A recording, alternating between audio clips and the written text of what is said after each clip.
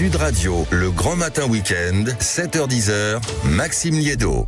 Il est 7h46 sur Sud Radio et on vous explique ce matin pourquoi la Confédération paysanne, syndicat agricole majeur, n'a pas voulu petit déjeuner hier avec le président de la République. Bonjour Thomas Gibert.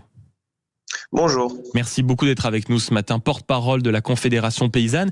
Mais c'est vrai que c'est étonnant. Qu'est-ce qui s'est passé hier matin ? On s'attendait à ce que vous vous dirigiez vers le petit déjeuner traditionnel avec le président de la République avant l'ouverture de salon. Vous n'y êtes pas allé. Pourquoi l'avoir boycotté au dernier moment ? Oh non, c'était pas au dernier moment. On l'a déjà annoncé il y a une dizaine de jours et on l'a annoncé après l'avoir rencontré à 2 reprises. Et en fait, on s'est rendu compte que M. Macron n'avait aucune intention de répondre à nos revendications, aux revendications du monde agricole qui ont été portées pendant plusieurs semaines cet hiver, notamment sur la question de l'abattage total pour la gestion de la crise de la dermatose nodulaire contagieuse, mais également aucune réponse sur la question du revenu. En fait, on s'est rendu compte qu'il en avait un peu rien à faire du monde agricole, à vrai dire, et que tout ce qu'il cherchait à sauvegarder, c'était son petit show présidentiel annuel. Et nous, clairement, on n'avait pas envie de cautionner cette mascarade, et on n'avait pas envie non plus d'entendre un énième mensonge du président de la République qui, je le rappelle, il y a 2 ans, nous avait promis les prix planchers en agriculture qui, selon nous, auraient permis réellement de vraies avancées sur le revenu. Et clairement, ça c'est resté des paroles en l'air, quoi. Mais Thomas Gibert, est-ce que en prenant cette décision, vous ne vous coupez pas, mine de rien, d'un moyen de pression ? Par exemple, la coordination rurale, qui est un peu votre adversaire syndical d'une certaine manière, ce syndicat avait lui aussi prévu de boycotter le petit déjeuner avec le président de la République, et finalement a accepté d'y aller. Est-ce que vous ne vous tirez pas une balle dans le pied en finalement refusant directement d'aller mettre la pression lors d'une conversation avec le président de la République ?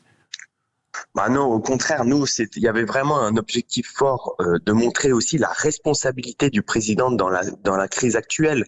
Et ça, il faut vraiment qu'il s'en rende compte. Et moi, je trouve que d'être dans la demi-mesure, le message n'est clairement pas clair. D'ailleurs, personne n'a bien compris s'il boycottait pas.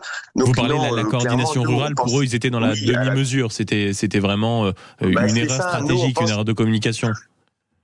Clairement, puisque la situation est quand même suffisamment grave pour signifier au président de la République que ses responsabilités. Et après, nous, on ne boycotte pas le salon. On est présent toute la semaine. On a énormément de rendez-vous politiques pendant toute la semaine. Et c'est à ce moment-là que nous développerons notre plaidoyer aux élus, aux institutions, aux organisations agricoles pour faire avancer nos idées. Et ça, c'est ça qui est important dans le salon.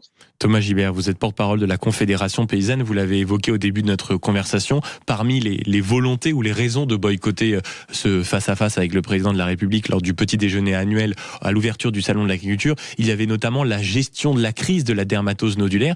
Est-ce qu'il n'y a pas eu tout simplement quelques excès de votre part, ou en tout cas une volonté désormais de faire un mea culpa, parce que la ministre de l'Agriculture l'a annoncé il y a quelques jours, ça y est, il n'y a plus aucun cas en France de dermatose nodulaire, juste encore un foyer sous surveillance, je crois, du côté du sud-ouest. Ça veut dire que la technique était la bonne. Est-ce que c'est une raison suffisante, ça, pour le boycott que vous développez ? Non, désolé, mais clairement, un salon sans vaches, c'est quelque chose d'historique. Et pour nous, c'est la preuve de l'échec cuisant de la politique sanitaire qui a été portée par le gouvernement. Et clairement, nous, on craint énormément. Il y a d'énormes risques de résurgence de la maladie à partir du printemps, lorsque les vecteurs qui transmettent la maladie vont se réveiller au printemps avec la montée des chaleurs. Et clairement, nous, on est extrêmement inquiets parce que la politique sanitaire n'a pas bougé d'un iota. Et donc, mais elle a fonctionné, Thomas Gibert, peut-être. On a très très peur de se retrouver avec encore une fois des drames comme on a vécu cet hiver. Et ça, c'est pas possible. Je suis désolé, mais la gestion, elle est toujours pas du tout acceptée par le monde agricole. Donc vous ne donnez pas du tout dans l'excès. Et il faut bien se rendre compte de la souffrance des éleveurs quand on voit cette gestion de cette crise sanitaire, et ça ne changera pas. Le fait que l'hiver et puis tuer les vecteurs n'est pas suffisamment sécurisant pour nous et on ne lâchera pas là-dessus. Donc pour vous, Thomas Gilbert, il n'y a pas même un bon point à donner, que ce soit à la ministre de l'Agriculture, Annie Genevard, ou même au gouvernement, et même si je crois que toute la profession, tous les visiteurs et tous ceux qui aiment l'agriculture et qui aiment aller se rendre à un rendez-vous aussi important que le Salon de l'Agriculture, et ici à Sud Radio, Dieu sait qu'on aime ce rendez-vous, mais c'est vrai qu'on peut estimer que l'absence de bovins, aussi regrettable soit-elle, participe, on va dire, à la prudence qu'il fallait dans un tel moment épidémique. Jamais on n'aurait pardonné au gouvernement qu'à nouveau une épidémie soit déclenchée à cause du salon. La prudence, elle vient de la peur que nous avons de la gestion sanitaire, puisque le rendez-vous que nous avons eu avec Emmanuel Macron était uniquement sur sa volonté de nous faire changer d'avis pour faire amener des vaches au salon de l'agriculture. Donc excusez-moi, c'est un peu fort de café de dire ça. Et aujourd'hui, nous, tout ce qu'on remarque, c'est que Emmanuel Macron se retrouve en tête-à-tête avec les dirigeants de la FNSEA pour l'inauguration du salon, et ça montre bien aussi. Il y avait aussi les jeunes agriculteurs et donc la coordination. Oui, mais les jeunes agriculteurs, c'est la FNSEA.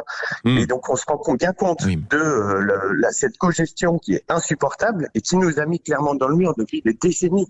C'est eux les responsables de cette crise. Et aujourd'hui, on est bien présent aussi au Salon de l'Agriculture pour montrer du doigt ce fonctionnement qui est complètement catastrophique pour le monde agricole. Et Thomas Gilbert, vous, si vous deviez avoir une petite liste de courses d'une certaine manière, une petite liste d'objectifs à remplir durant ce salon de l'agriculture, quel est-il? Vous venez de le dire, sensibiliser tous ceux qui viennent et une partie de la classe politique qui viendra sur les différents stands où vous êtes, sur, on va dire, la réalité de la situation. Qu'est-ce que vous avez d'autre comme exigence, comme volonté durant cette édition? Nous, clairement, pendant ce salon de l'agriculture, on a voulu mettre en avant nos propositions politiques pour le revenu agricole, puisque on sait très bien que en lame de fond, les crises successives, les colères successives, elles sont issues de cette difficulté à sortir un revenu décent de nos productions, à vivre dignement de notre métier.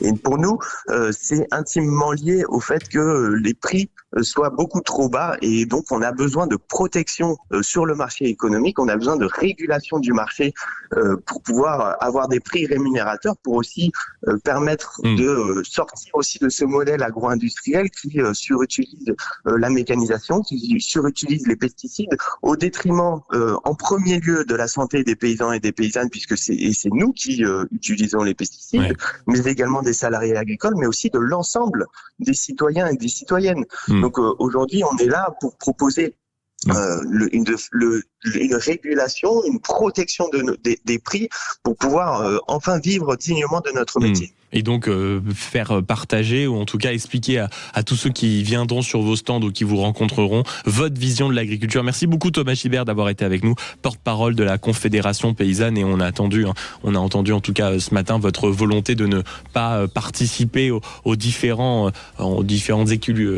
en tout cas aux différents éléments de conversation du président de la République, pour ne pas participer à ce que vous appelez à une mauvaise comédie. Merci beaucoup d'avoir été avec nous ce matin sur Sud Radio.